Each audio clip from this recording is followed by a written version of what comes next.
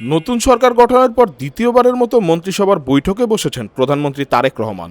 আজ বৃহস্পতিবার সকাল 9:30টায় সচিবালয়ের মন্ত্রিপরিষদ বিভাগের সভাকক্ষে বৈঠকটি অনুষ্ঠিত হয়।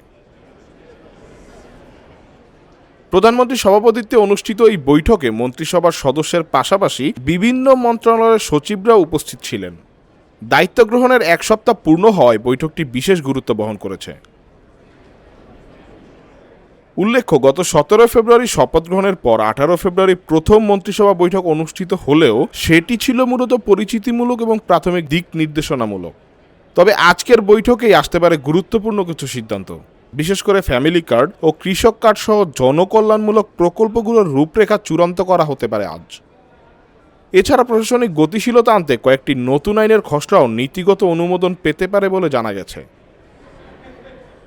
নতুন সরকারের এই দ্বিতীয় মন্ত্রিসভা বৈঠককে দেশের অর্থনৈতিক ও সামাজিক সংস্কারের পথে গুরুত্বপূর্ণ পদক্ষেপ হিসেবে দেখা হচ্ছে। আজিজুল ইসলাম, যুবরাজ, কাল প্রকাশ, ঢাকা।